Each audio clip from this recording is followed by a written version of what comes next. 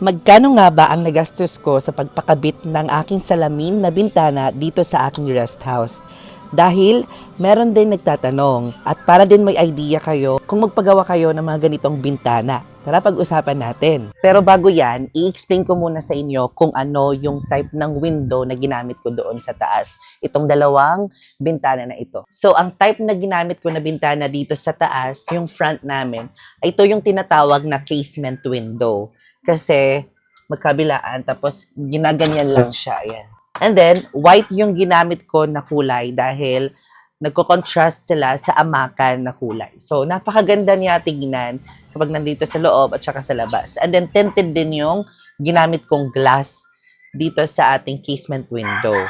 So, dito naman, yung isa, yung ginamit namin ay jalousie. Kasi, dito lang naman ito sa likod namin ng aming rest house. Which is, apat kasi yung aming bintana dito. Yung isa nandito sa may hagdan, which is jalousie din yung ginamit namin. So, ito na nga mga ka-jungle ang nagastos ko lahat sa pagpagawa ng bintana dito sa ating rest house. Kasi nung dati, di ba, puro kurtina lang ang meron tayo kasi wala pa akong bintana na pinakabit. Pero ngayon, meron na. And happy-happy ako kasi maganda yung resulta. So, kung meron din kayong mga ganitong bahay na gusto nyo mapagawa ng glass, ito din yung para may idea din kayo kung magkano. So, ang nagastos ko, dito sa casement, mga ka-jungle, sa dalawang casement na yan, itong dalawang ito, mga ka-jungle, yung nagastos ko, yung isa ay 4,800. Yung isa, ito. So, 4,800, din ito. So, dalawa sila. So, magkano na yan, di ba? And then, dito naman kasi, mas malaki yan.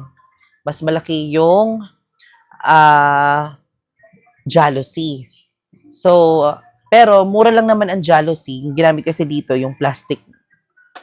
Yan. Coated na plastic na parang, ewan ko kung paano siya. So, yung nagastos ko dito is 1,800 kasi dalawa sila. Then, meron siyang divider. Dito naman, sa maliit. So, itong maliit mga ka-jungle, presyo niya sa akin is 900 pesos lang. So, yun. Total of 12,300 lahat yung nagastos ko dito sa pagpagawa ng aking glass window, which is yung casement at saka yung jalousie. Yan yung kabuuang gastos ko sa pagpagawa ng aking bintana. Ay talaga namang worth it naman kasi tingnan nyo naman, napakaganda. Maganda sa picture, tsaka pang matagalan talaga. Hindi siya basta-basta. Matagal talaga. Kasi na-experience ko na yung mga jalousie dati sa aming bahay. Ang tagal. Parang mga ilang years na yon, 20 years na yon sa amin, nandun pa. Kaya naman, ito yung pinakabit ko para pang matagalan na. Kaya mga ka-jungle, I hope meron kayong natutunan dito at meron nagka-idea din kayo kung magkano nagastos ko. Depende yan kung saan kayo nagpagawa. Kasi dito ako sa Tacloban City. At kung gusto nyong i-contact yung gumawa, i-share ko din sa inyo.